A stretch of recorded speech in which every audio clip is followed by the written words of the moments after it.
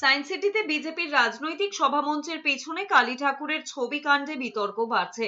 রাজ্যের নারী ও শিশু কল্যাণ মন্ত্রী শশী পাজা বলেছেন, কালীঘাটের আনন্দময়ী মাকে অপমান করেছে বিজেপি।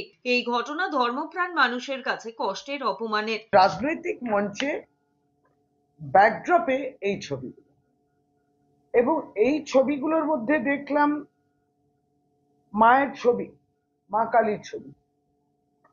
এখন প্রধানমন্ত্রী এই রূপে ছবি দেখলেন, উদ্দেশ্যটা কি? এবং আমরা ধর্মপ্রাণ মানুষ, আমাদের ভাবাবেগে এই আমরা আহত হয়েছি।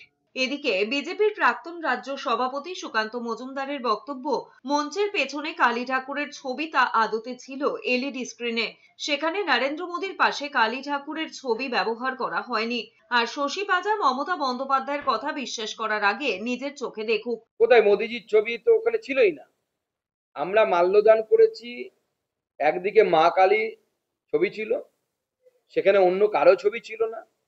ওরা হয়তো ভিডিওতে দেখেছে, ব্যাকগ্রাউন্ডে অনেক দূরে এলইডি ছিল, সেখানে মোদিজির ছবি ছিল।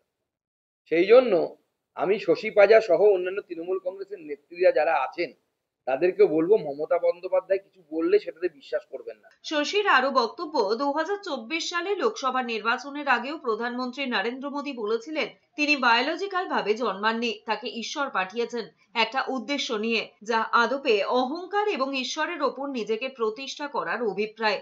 আর এখন বিজেপির রাজ্য সভাপতি নির্বাচনের রাজনৈতিক মঞ্চের পেছনে কালী ঠাকুরের ছবি দিয়ে আবারও অপমান। পাশাপাশি 2024 সালে লোকসভা নির্বাচনে পুরীর বিজেপি প্রার্থী বলেছিলেন স্বয়ং জগন্নাথ দেব নাকি প্রধানমন্ত্রী নরেন্দ্র মোদীর ভক্ত। তখন ভারতের জনতা ভোটের মাধ্যমে বিজেপিকে নিজেদের স্থান দেখিয়ে দিয়েছিল।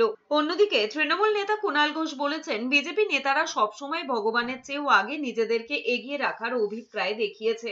বাংলায় আমরা মা কালীকে, আমাদের দেবদেবীদের একটা অন্যরকম উচ্চতায় অন্তর থেকে শ্রদ্ধা করি।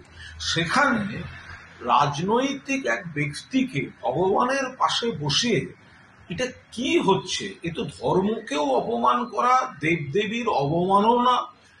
এটা রাজনীতিতে হতে পারে না।